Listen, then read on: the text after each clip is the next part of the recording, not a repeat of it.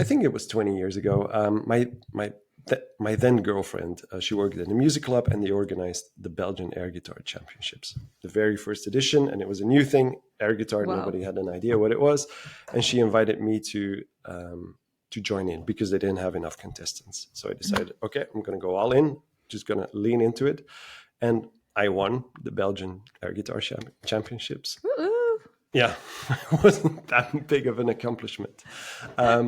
But then the next day I was on national radio or national TV, and then people started calling me, asking me to do a performance for them because Right. they had a party or whatever, and they wanted the Belgian Air Guitar Champ.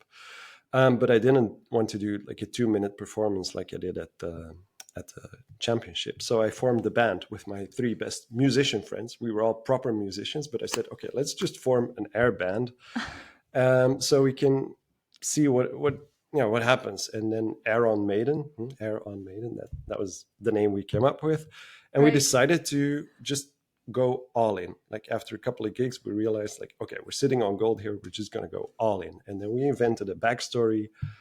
Like we came from a fictitious Central European country that had been in war forever.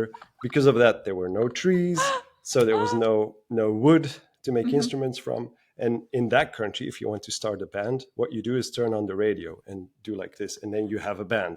And Uh-huh. we were the most famous band from that country. Yeah. But then our manager, he um, ran off with all the songs that we'd written, Of and course. Of yeah, course. and he sold them to acts like Metallica, Led Zeppelin, Yeah. Guns N' Roses. So that he sold our music to them, and then they Of became very course. famous with our music. And Oh, when we discovered, we fled the country and we came to Western Europe to set the record straight. That was the I love, backstory, I right? love it. And then we spoke this very very bad English on stage, and we traveled in limousines, in helicopters. It was like a proper like we just went all in. And the striking thing is, the fascinating thing is that the audience forgot that we didn't have instruments. They just there was stage diving, there was crowd surfing.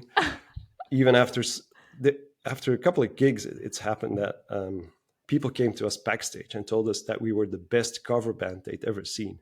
Like they said, you sound just like the record. Like, you're such amazing musicians.